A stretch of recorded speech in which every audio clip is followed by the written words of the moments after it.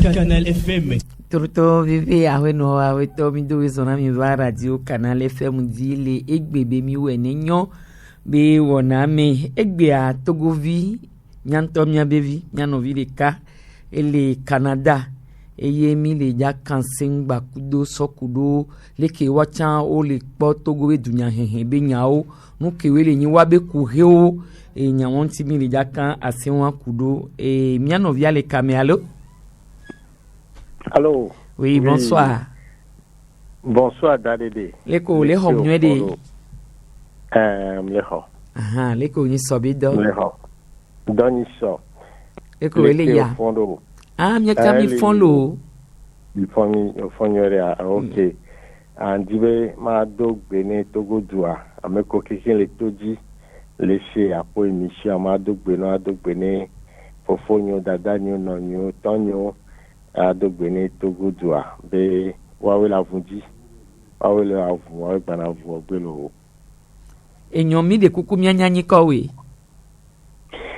ni ko yin Che Alphonse Helu Lawson Yamasadi mule Canada ba ni bandi ma glombe ni ma so to di ayo Enyon akpe aweto Che Alphonse Helu Nyamasadi e fiade gakeme yo yi Canada be anyigbaji o ma quand même le Canada va anyigbaji sia e la o 18 ans et là o pe 18 ans ade wenyi o so nya de gwa so du Canada to be chepchebe alo habuge donc voilà donc emijo le Togo e ovire bo ami bonavana ya ye gamesu ami bonavana surtout ye hiambe nyawa do alo avon ami bonavana va odokeja enyo akpe kengbo we olajo le Togo la veti Canada banyigbanji ade e nuka kudo nuka we wona o e nuka so jo le Togo we ko Canada OK. Kengwe majoli Togo magome Togo ba vuya ye va promis joli joame. Mukeni étudiant en président mi les campus amido organisation mi en CUB. Donc à CUB à étudiant va cham de mani le président d'abord délégué général né FASEG, faculté des sciences économiques et de gestion. Et puis après au Baba Chambema mani yobe tatone campus étudiant quelqu'un. Donc mon étudiant be courir pour doit le fait de sukulani avumenya yo vama pour moi nanyo problème au quelqu'un qu'on donne les campus à Bosmolo étudiants connus et Douabé Magombe à venir il y a des étudiants à ou des Kolewanti yo la ya voilà do akakala hobaka yo va au campus avec la ni VVC na ni tukarabenya donc à mim ne nebenu mimu mim team accepté ne nebenu évito il y avait revendication dit donc à nous avons souvent kudo gouvernement que y a des malagbe evani tukara mu jodino donc on va do funya na mi le kogbe wora nu barabara ko wa to nu barabara ku kudo ni eno ni kaka wa lemi ba on va juger ko to voir même de nous dans une belle aventure donc à la vouon be wo me yeme Amnesty International va convaincre les bébés ma joli Togo de Noah au bébé yola ou donc ni mon lombe majo parce que avoir et avoir gardé béni donc mi wodo subo les Togo bani donc au Argentine mais bon elle est une information que le roi mon démon va voir timba non ne doit. Donc on va proposer l'ami de Bombay, tu vois mais ton pata mais on va proposer l'ami de Ahomi. Donc il y avait Canada les Grande-Bretagne les aux États-Unis. Ni on tombe avec tout. Qui n'y me connu et tout mes vieux, il n'y avait parents Tommy School, Rivaro Université, les Nami Tuturo, qui n'y a pas de l'ennemi tout à l'eau, donner l'ennemi tout à qui gavera soit. Il y avait d'un temps, tout funami, préféré à son mission tout prison à l'eau, ou mi-oube, il y en a douane. Donc, et du beau pour étudiants, alors, sohewa, il y a le latin de mon ava yobedoube, nova tu yobedu. Donc, et qui va, Canada avec demande avant, il y va, de mon ami de Niava Canada.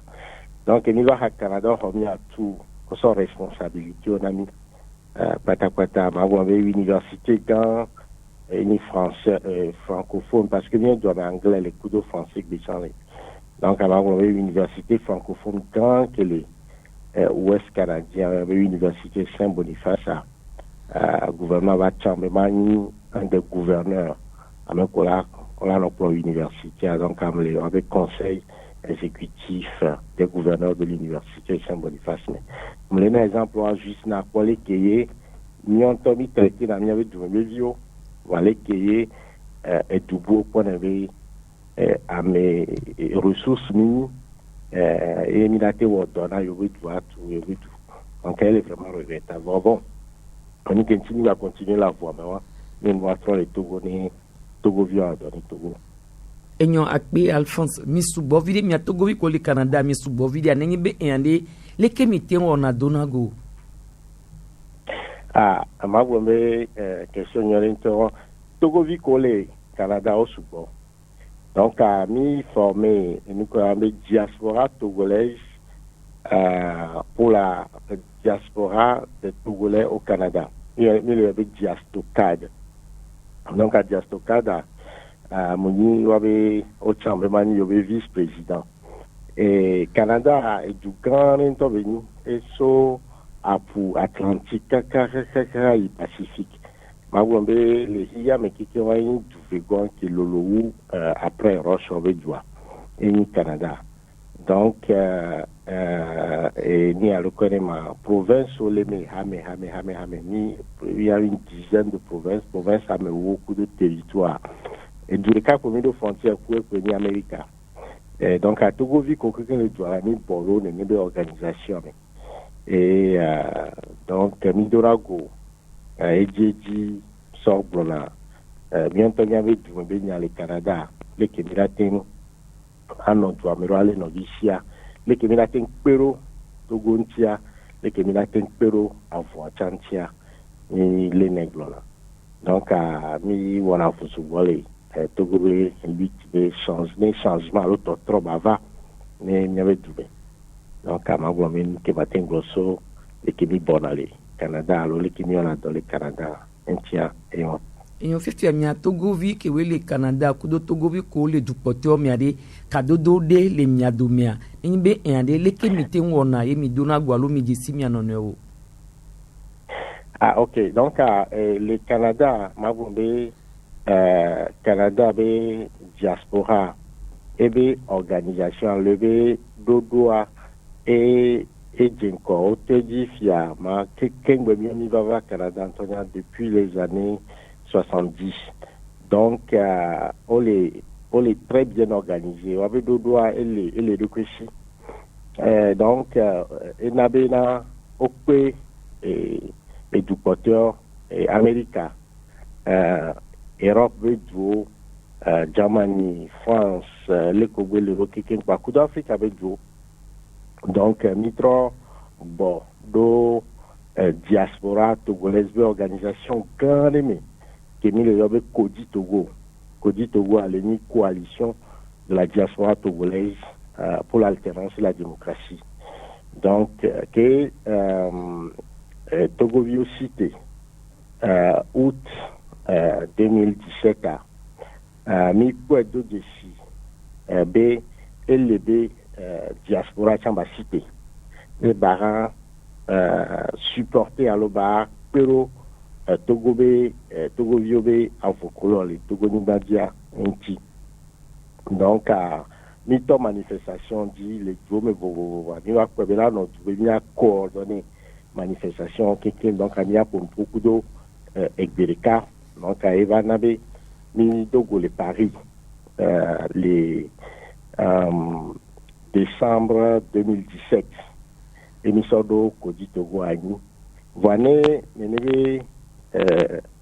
organisation ne Togovi sia Togovi que les médias battent ni deux décider na Togovi koto le Togo do la viame les régimes avaient passé fin mais au sous l'Afrique so Europe de anibadi à l'Amérique anibadi donc elle venia à Dogoko à Jabawabo à Chano diaspora donc à niveau deuxième réunion au Sénégal, le mars 2018. Ni a Lioso, Canava, Amoso, Sénégal, Côte d'Ivoire, Burkina Faso, en tout cas Congo, aussi soit Afrique va, et était une sorte de Côte d'Ivoire. Donc à Côte d'Ivoire, il y a des secrétaires généraux. Donc Côte d'Ivoire qui est l'union organisation de la diaspora qui est couvert, il y a quelqu'un les 4 continents ou les 5 continents. Et bien, il y avait 14 il y avait 14 tout le monde et il y a méga Oda Gamesu qui est des signores donc il y a des secrétaires, il y a une organisation des secrétaires généraux. Mabouamé, ni Dolago et il y a ni Dolavion sur Vovo, mais va Dolago. Ouais, bah il y a mis pour un peu d'eau. Téléphonie organisée la conférence qui est là.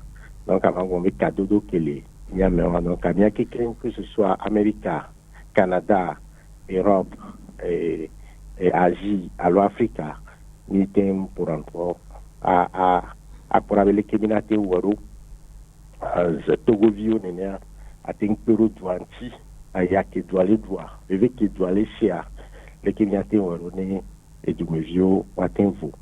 Mais nous commis les plans les bédia il y a des sortes de premières envie côtier orientement et nous à Alphonse akpelu nyamedidiata ke tobe mi hon eye mi do association nene so pi akpe ve kudo wi adren gwanbe wetri e ni gwan ke avunya jania e fika vuan vasia mi gbapò e leke yi mi ave susu kuro Togo ba vuan ti fifio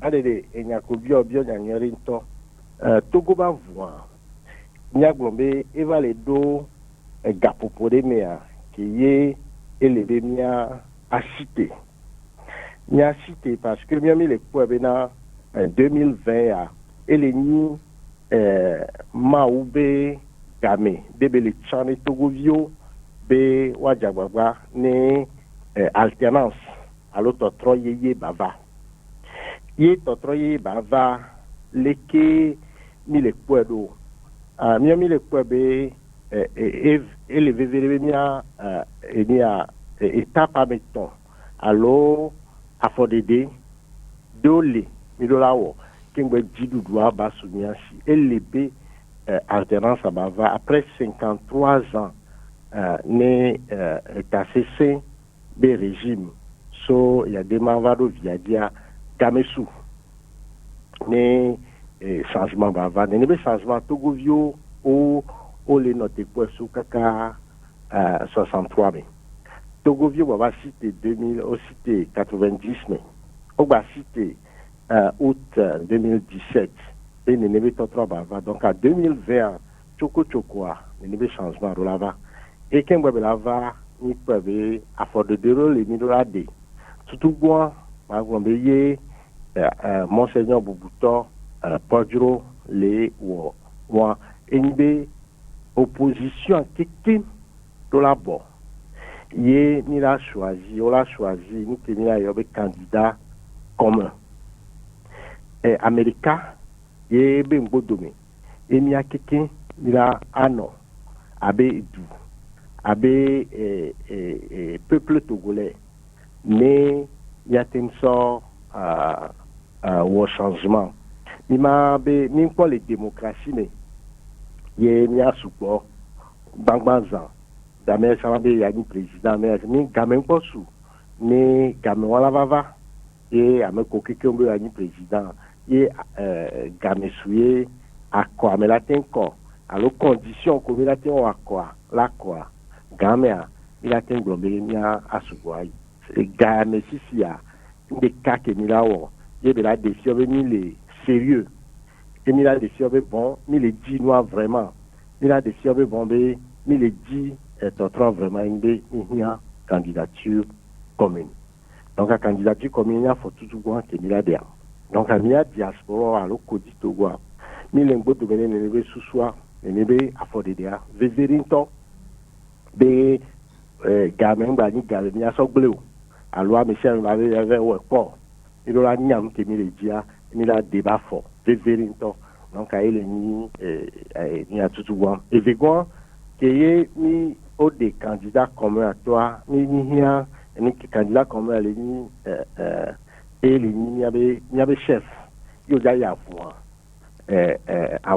avoir chef de bataillon de Kain on encore avoir il est ni candidat commun autour de lui à 32 à me coquer qu'on peut le latin ou Togo va voir le latin ou doit on a formé équipe autour du candidat commun mais une équipe la diababa au dosso nous connaissons un programme transitionnel c'est-à-dire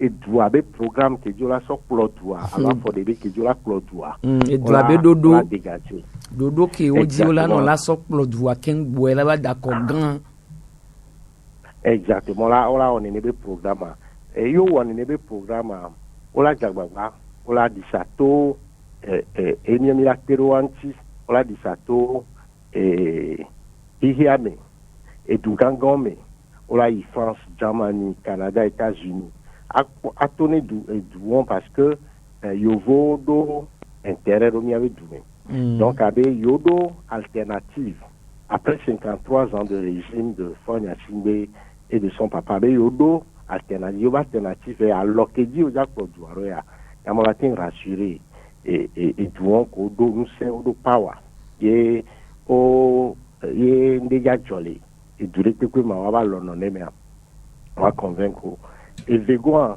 a lancé appel na Togovio Kekim be a Messiame Bakato c'est que nito auto 2017 mais a reprendre la rue a tout du moment a Messiame lato a biobé Kyoto 2017 c'est à Ovado Niame et son feu de route son a ont fait de route à vie. À mes gars forts, bena connectati à l'onaï et un peu à ouais. Et mi pole que be ouedoa. Et ouedo be dodo di. Et ouedo be yematati le ajitanti pok berio. Et les PVC et ou a fok panin todo kwe. Donc à mou ouedo togo vio be jojuro dio. Mou ouedo togo vio be volonté dio. Et togo vio la bat c'est moment à biobina et c'est coco et wene do kwe kudo wene et tobe akamitio mu wene togo be do avec c'est comme une PVCA et les constitution de 92 donc on la trop sauva ne akodadabe nous a trop senia ou a trop nous sianu de façon ce que élection de 2020 ba no transparente. Donc, à bientôt, du moment où pourri, il a tout mis à me coller diaspora, mais ça, et il y a mes qui ont, il a battu mon mais. Et ni du moment, à mes gens forment d'eau, soit avec people, soit là, on réforme, c'est lui qui doit aller dire, ou bien, il a tout, qu'un bois élection, là-bas, il a été pour pousser dehors.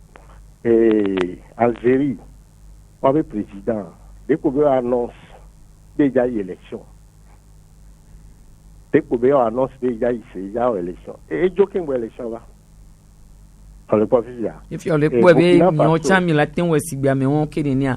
Togwa edude be ni le do kwesi do de be nkele jole du pote o mi ani mi be wa so be pode won la ten zon le mi abi fia mi anto mi po ale ke mi ato to na doa mi nya be mi ami do vovode le yovode e mi ten tona ke ye dona mi pe kechere pe po va togwa na motoa amo jina foku amo hona bi amero hona tukpe amero be tina gakpa mi o kanu dibe ale ke mi vole fun e mi tentona leke be jole Algérie leke be jole Burkina ela ten jole Togo chane ni ani be en ade nuka oye ke be jole pia pe be ku we adren gwa mu hedonti adodorevo maglobe obio question nyarinto le Togo be camera et la tenjo et là parce que et doit et nous saint et doit nous saint et doit et les souverains et c'est vrai ben bombé dictature militaire à Vanabe aux les gens à nous aux les gens à mes zizi le toit doit me prison do vivre c'est cela mais ne doit battre à moitié là son vendre à moment à moitié on va citer voix et doit là c'est gouvernement yo ici n'sele nous sommes les améga les fort bassino et donc et doit là c'est gouvernement yo keke yo citer doit muya mero kurato amero la no ahome alo amero la be mukanyo alo amero la be non amesiame dola segombe nene kemi beni kwa les doigts mais et doubli bois quelqu'un la cité et doubli bois quelqu'un cité a nous kaye amega nous kaye fort la tewo nous kaye be ame la tewo et là où Togo vio quelqu'un matin où Togo vio quelqu'un de Emia Togo vi ko le dutale ke mi tempo na npoado ne ni a reality anto ala nyigmaji le fie ene dua patala ten city aso ke ya vun ya janyi so pia pele kalofasi e kebla siri ke gwan o Togo be dua patala city po amedo po na yo ona vun e ntibena o so vonvon ye o so vonvon o la ou america ne ame poto avant donc avant vonvon ni arme ko so lena me ko so lena doa donc il doit yo wa me tutu wa be susu yimen ko na me poto avon we do ho me alo ashi yo wa me vegon ya me yo wa me tutu wa me amon ya mon la wa me vegon alo la wa me tongo o le po voici ko wa me tutu wa me vegon li ya mon li e vonvon wa mo le do amo ye amo wa li cité alo amo wa li toa wabe musien tan étant terrofu on le peut voir ça prend le courage ça prend la détermination ça prend l'engagement et le bemiado esprit de sacrifice souvent il en avait la ten arme de peur là il a ten bredi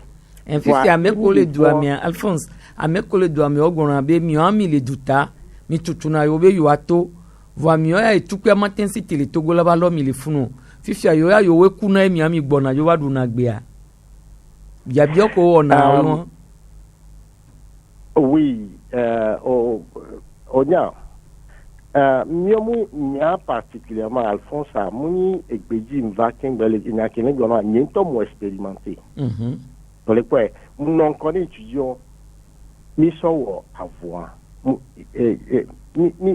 yemi toi so jo vara va funani va mi batona ou les kémito sans on le quoi donc les kémi yemi toi et game que mon étudiant le président yemi yo étudiant toi et que à notre campus et dans notre colombe de la paix on le connaît mais to garder mais les kémi homora ya demandé va y tomber et l'obliger biobe ya Togo kubi on le poignait. Le poignait tout en quoi tu voilà, elle l'obligeait à bien donc mon taux d'étudiant ben n'érika il matin yo. Wa quelqu'un avanemiajo et donc a mis donc passo campus kakaka korolo medua. Et ça il y a micro non connaît. Ni ku mi pour nous suku nous souto. Les kebe le rang blene. Donc à quoi regarder mais ni hier nous que ni hier leader ni hier amekola non connaît droit chan et ne ba meoa on la black baja leader o le connaît to govio so kaka pe kalo fasi ke brasile ke ngwa leader o den le to govio be nko gbere voir ga ke me so le kansembe yo do ale lo ami le campus diwan o gba pona ba mo gba to ran le togo fifi le campus antodia hasoso sugbo utada o pona be o gba tensina te sukuru koko to gba sina te le mia be du amesi be nya be ro inu nene a ni alors ele ke togo vieux cité 2019 2017 à où Titi lancé appel là au point que Togo vieux cité Amérique peut mon recevoir Togo vieux la cité nénori Amérique peut mon recevoir diaspora la cité nénori et doit citer voyons la point que nous va y doit il y avait leader ou erreur et on t'en reconnaître et bah n'avait Togo vieux au bourgeois Gameke doit citer et nous on a mis Blené leader au Gabébé, on va suspendre manifestation. On va suspendre manifestation. Parce que comme on a dit, et douaré, et on a celui qui est douaré, et révolte, il y a notre douaré. Et nous a dit que et si on a né. Et si on a notre bouillant, oui, quand il y a 200 degrés association. Il y a deux niveaux, et niveau en tout cas, on peut avait négocié. Kudo susubena ye négociation envers union wa yo la trova yo la va lancer appel mi le trompé erreur politique et population là non momé yo la non négocier à mingo politique dans la négociation dans la nuit quoi population là non momé yo la non négocier ye homme d'accord alors nous comprend la trova population et ni la yo na mi alors ni a mi le quoi population mais yemu le d'accord on les que syndicats ont ramené ils sont des représentants ou des porte-parole de la population on le quoi bagaro mais ami avait leader on va dénforcer a dit on y ou doit ni alors les corps le pouvoir de ne dit voilà zondo funo daragbaleo en voit quoi ya leader on gba wede ni o de ke o mia diaspora to mi le gbon kudo do mi bi o mi le gbon o so e ba pa gan to so odo e na le pia pe vi kudo we ni gbon mia o mu yi se o pe mi no to be akoso zondo ale ke du kon mi bi o bi odo anu oui va nous que erreur ko le o wa ni au suspend négociation game comme doit suspendre négociation négociation pardon au suspendre et marcha et Massa avait sorti parce que il est tous les diaspora mais il y a quoi les négocier à mon les yeux à mon là quand on moment et tout go violon grand mais à coup il y a non moment grand et donc à mes grands à fond pour double les chef d'état on y va on y va en négociation bah au combien et nous américain et intelligence de la nommer stratégie de la nommer et puis il y a le plan de histoire mais que il y a Ghana le président va à Megan pour va Kodi Togo vers quoi le Ghana que va n'y a que bon et bien il a résout Togo en 10 jours et bien bon il a réglé Togo bon on est les côtés glorieux on est suspend manifestation qui ngwene a team permettre et tout ça donc à cause suspend manifestation en quel jour 10 jours on va 3 ou 6 mois les 6 mois mais on les doncane noirs la bénisson on la bénisson kaka les 6 mois mais au diabaka ni a population avec mobilisation les dit kaka evani céder au feu de route comme ça Alphonse que on to nyanwa ne niade nke kodi Togo enya e betembio na do akufo ado 10 jours bébé la so résoudre Togo be problème avoir et yezian moji bena one datile igbololo nti alebe ya temu vune ya tenwonya ya amo kando di o eji se si bia menkuta nene dukroto nene be le ja onya fifi akem temva onyo ye nya va iwetra maden feu de route ko va na cha ye wan nu ko va jo awan nu ko di to do to ko di to guare e troya na do gbo be biebele nu ke wo ye nu avanyi nene ma nu ke va jo fi ke nu agbele ma mi tro be bia ko be mim troy vers peur voir parce que mi dogo qui tout voir et na mi nyabele que nous les yiroa et là on a mis la lonya voir mi mi gouverner bena et Togo vio be volonté ni alternance. Il faudrait que ça change. Donc on va les douanfonner, bonia. Mi va quoi bena yen tocha RPTB Dudua qui va quoi be bombe nana akufobe afokibele dia. Moule don yodi o pour veje et ni à l'occasion Guinée le président dit be ya sova Guinée président va donner à mes poitons. Bref, stratégie aux gens ne atteint les voix parce que didi manifestation le poignard. Donc bon, il y a mis le quoi bena donc erreur politique quoi et nani. Et quelqu'un quand on va citer au camp CDAO dit va CDAO commis en 2005 il va gaba commis ya.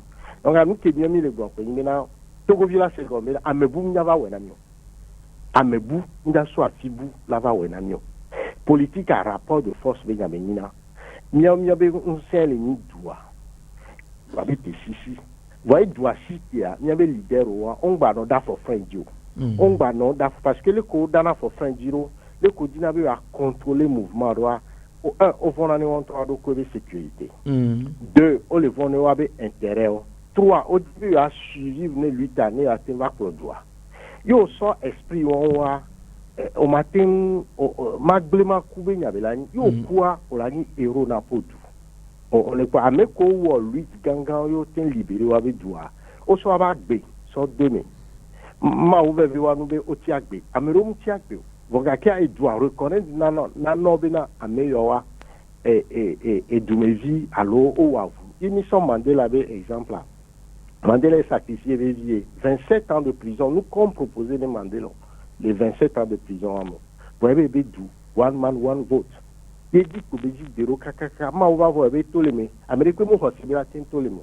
Donc, il y a un esprit d'engagement, il y a un esprit de sacrifice les secondaires. Donc, même les miabe hoseo, mais avec yo so Christo, avec Yeshua, elle l'ombe à savoro Christo tonte. Ye ni lengo ye tobeni trozo Christo tobe. Donc aye au matin on ne ba voa.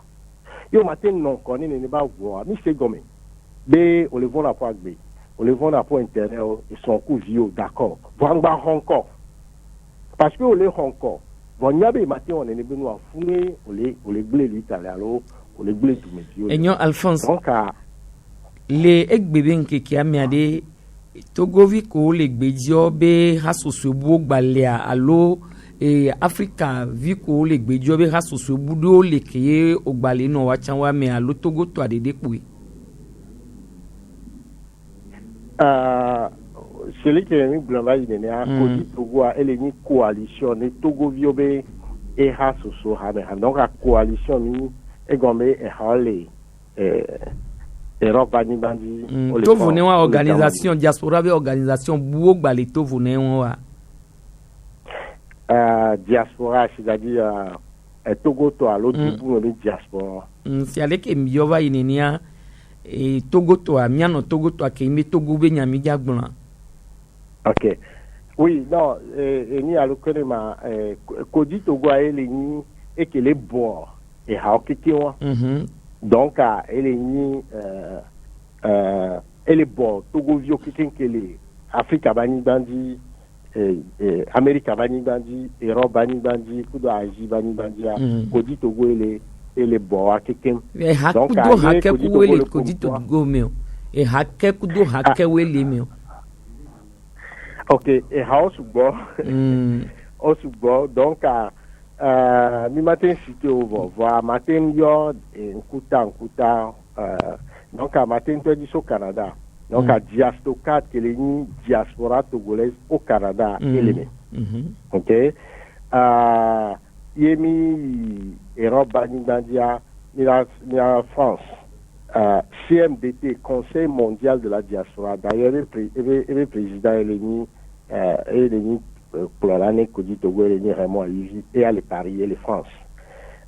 Milakpo CTRA, c'est collectif des Togolais de Rhône-Alpes. On les basé les Lyon. Eniva Germania. Milakpo DTA les diaspora togolaise en Allemagne. Acha on le dokumi emi jole Germania emi va eni Africa ba ni badia mi la po diastog ele ni Togovi ko le Ghana de diaspora acha le kodi Togoami emi Sénégal mi la po Togovi ko le Sénégal be organisation ele kodi Togoami emi Côte d'Ivoire Togovi ko le Côte d'Ivoire chambe organisation étant ele Kodi Togoami ele Kodi Togoami les Américains va dire il a quoi renaissance étant ele donc hame quoi toi les Kodi Togoami emi le doigt il a donc ami do conseil gandé et le conseil à président hame le président dona goele c'est assemblée nene funu ni on a ni bunata me so sous sointi vovo et donc il y mûri sous soignera il y a bureau à porter dans le niveau sous soi à l'extérieur donc il est très très organisé Alphonse Fifi ade ovado au conseil de la diaspora togolaise mi le mi ami sebe ko le ke au conseil wa menono aledo maglombe au conseil a et le koglombe ni lego la sigamea ni le gobenu ye douceo apeto doucea ewo dadede ni le yo ni le ko latin imaginer c'est le ken glono nenia Togovi ko le hihi ame kikin be organisation que le ni kodi Togo monsieur Doucet be java yeho beso be gouvernement bo be a organiser diaspora motem do présence d'esprit, alors volonté, pour beaucoup Kodi Togo. C'est possible, oui. Mais monsieur, il y a un bon ami, un bon ami. Et aussi, ça dit que nous avons un acte politique. C'est-à-dire, bilego, alors blâmer. Et donc, acheter un camion, un Togovi collègue. Il y a un temps Chamedo, pour un temps formé au conseil, Togovi collègue, on le reconnaître, acheter au puis parce que d'abord dans la démarche, les qui ont la baie au premier monsieur Doucet, les problèmes qu'il doit, il s'est trompé de mission. Et un ministre des Affaires étrangères. Affaires étrangères, et qu'on a Togo ambassade au bois. Donc, c'est de l'administration. On le quoi donc et ce bena les qui est na gbe dorana ambassade quoi et que là va de gbe quoi tout viola la hoseroji non il s'est lamentablement trompé et donc il le gouvernement mu odo et blé Togo vio a me ko be boro fun ni so amu représenter Togo vio kwirika ko le bejo mini à peu près amelo le gouvernement 1,5 million 2 millions de beji ACTE Québécois, à peine, à me voter, alors à me voter, à peine, nous avons voté un agneau. On le sait comment. Donc, à tout moment, que ton projet a dit, mon ami, ni va on le lettre de, que ni signalé on le lettre de bédali. Avec le colon, nous avons sorti. Il y a Dogo, il y a trop de processus, ça. Obé à mon de représentant, on a mené les collègues radio. Recensement récupéré officiel. Il est au Sonia Togovi n'est collé extérieur. L'école a tout va mener les on est voté. Donc, sur quelle base? On va les travailler dans les Nations Unies, publier une des Amekosona Garorana Togoa, et donc à Togovio et dit au se baser. Non, c'est possible, les qui ont au latin on ne doit abattre ne doit donc à mieux même le reconnaître à CTE parce que à CTE on le représenter diaspora l'aide que nous le rodea ou de l'aide en donc à Esotogobega you a medo you a hondo va bobé you formé à CTE on tant que a CTE pour former pour les camions et nous même reconnaître à CTE si à nous que nous mis le wani de Togovi collègue Bedia Myontomi les Togo, il a trop formé les formés, Myontomi avait ACTE, qu'elle est représentatif, qu'elle est légitime, qu'elle est démocratique, qu'elle est et les représenter Togovi collègue Bédia. Et n'est pas ACTE, il n'y avait yeni vrai de ce temps là donc voilà yengba ni ministre officiel quoi ne debe accepter la jokudo parce que et c'est que comme le gomeno accepter yentobe c'est une ça dit un temps ne debe accepter mudo muya assemblée nationale y voter et c'est que comme le gomeno et nous que nous bien mais dans Togo vi collègue il y avait organisation on est en réforme qui dit né on fait partie des institutions de la République. Donc, il y a Pépé Sélé qui a bien représenté l'Assemblée nationale, par exemple. Il a représenté le Conseil économique, il a représenté les FICO, il y a une expérience à Sokpero Touanti. Vous voyez que doucet, on représenté, il est rejeté complètement. Et nous, Alphonse, Fifi a olé gnobé, mi a togovi collègue Bédio, mi a d'accord. Et mi anto mi le biole mi avec bololo me va isan Fifi a ese opia va da sireji yo na mo npopo ni sode yo be wate nwo togovi collègue Bédio be nko ne mi atemu ahokad fia ne mi atemu adako ale pia pe kudo wi gwame kenya wa vari le mi abe kodi togovi ha social me ade le mi zonzon le ado eye edutepe no pe ko le mi abe duo me ode mi tengogo we bi onu gomesia.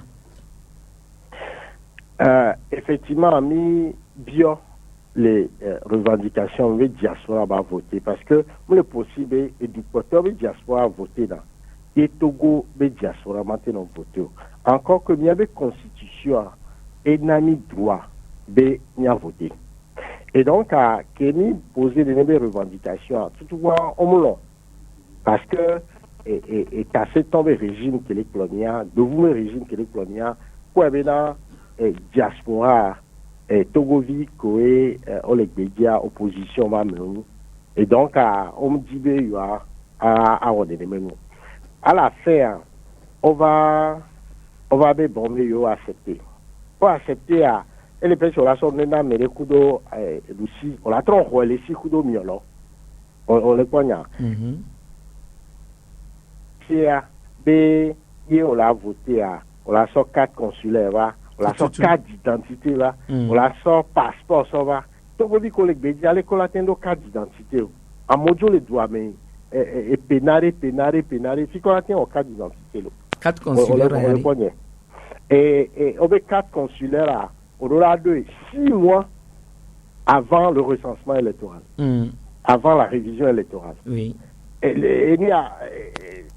Alors que et ça va me coder avant 6 mois or que la ten voté or que la ten recensé les que Togovi que les Bédio la ten voté ro yé mimu compté o amener les biaji mimu non le Togo a obéi leur révision électorale et comme moi les listes a dit bon il y a trop révision de électorale et Bédio tom compté o amener que les biaji yo la va en révision. Donc, un recensement de l'année, recensement de l'année. Et on va à mon avis. Donc, à Nisoké, on va dans les paris maintenant, Paris, par exemple. On va, l'ambassade va publier noir la veille. Publier lettre à la veille. Les Pétogo, les France, à l'ambassade va voter.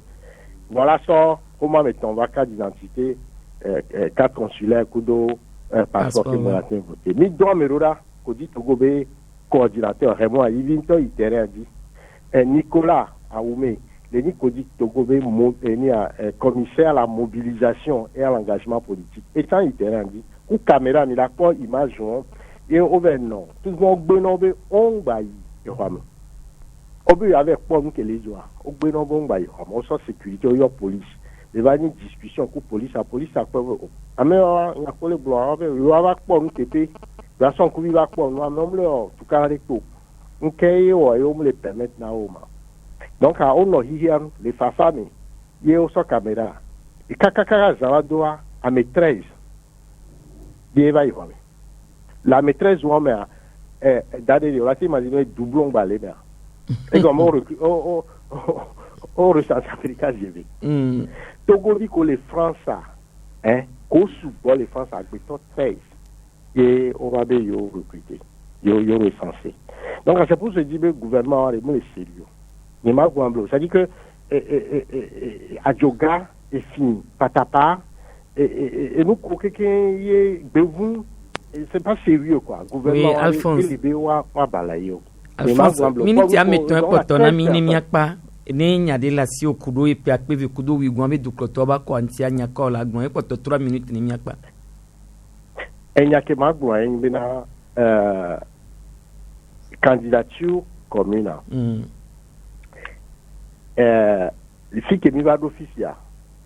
Il y a des kukuna ameko kekin ye o déposé candidature be yo ani président susunyere afonywere beni yo lede voa gamen posu alo ne miawo démocratie kene ko di Togo be nkono to santo a we to game so a etan la voa me le ko mi poeto abe le ko mi glonyade ne aso nti abe ne yo tro gbo ba ngbe do me gbo alo le ki we ya ne ya voa dina me pote wa joro ngbe do me ne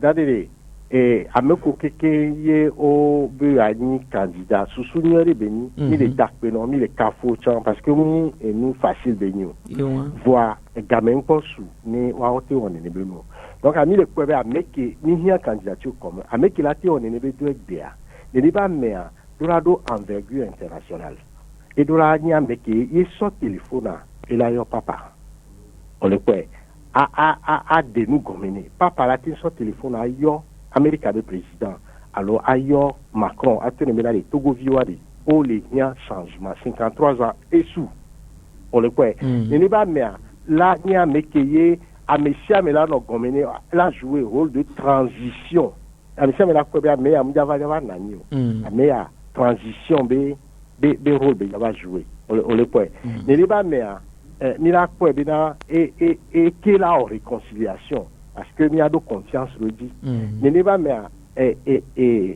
ne ba mais manya me qui la vont avec qui la lola pas encore et régime voit et donc les nyomia be susu de demia ekbea en tout cas mi le kwebe avec qui la on ne be do nanya avec qui la te woni ne ba fo nanya ne ba mais ni monseigneur Kojo on laisse ma date monseigneur Kojo il a nya me e wo e po ba yi ewe 90 ne et non connaît ni a conférence nationale non au conseil avec encore yen tom le dio va mia de kuku ne Togo vio kikin et du me vio kikin ba monsieur menicité wa bio monseigneur Kodrobe que y candidature commune avec nyale ni tout kara mais que comme le dit la tati no vio wa nya de kuku na edwa kikin ne parti politique au kikin ne société civile à kikin benade il y a des coucou de monseigneur Kodro et bah on connaît avoir pour une petite transition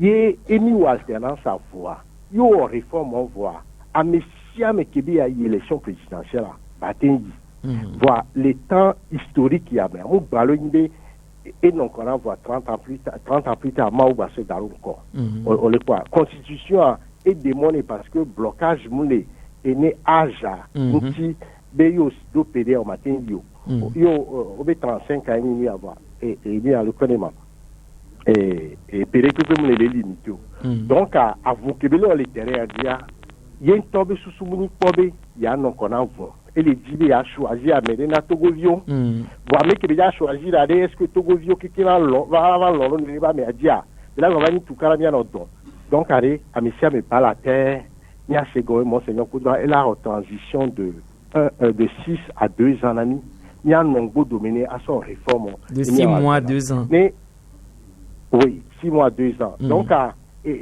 monseigneur Koudra mon parti politique comme politicien mais nous devons faire la nanio donc à me menacer Amérique que des ambitions pour demain plutôt à l'économie entière donc à doit quitter mais se mobiliser diaspora se mobiliser il y a un nombre dominé bon ok oui il y a tout cara les doigts donc on a mis une alternance ça et envergure politique et envergure pour de intégrité morale celui qui nous dessine mais battre convaincre il y a le président et Alphonse donc mi avait gagné do sudomivo et jodina be mi ho ye odi mo menami ban kanu dibe mi la potono plomido le Togo be dunya henbe nko yibe nyome wa nenyi be nyade o gbaba va nya ye ya no gbe tongbe kwa milatro asiswenti lana dukwan la gbasi miabe inko sigbale ke osi gbanene adogbe na togovi ke wele Canada o pata kwa meko pata gbele ko di togome ne mi dogo kwa adogbe na obe miocha mi lese miabe inko avune avundi nyano se sendelo Toroto vive aweno aweto mi dakpina be mi no kudomi le egbebe mi wene nyon be wona mi aweto ti Alphonse Relu nyamasadi late henfume eyin Togovi ele Canada be anyigbanji eye mi hona mi egbe eye lekebe le do le wo chan wa ba paji Togovi ko le gbeji o ba padia ba padio emi temu ho na mi wa ni ya Teresa de masonya hulede mi sheto mingagwa kudoki kisusa ono modando pia bye mi wena yo e gba unyamala mi gba wena yo e fa unyamala mi wene nyo milano sedodo ya jodao brandao yaoda kudo fidao sondo kusugare ka kufana gave kudo efa nyamelako mila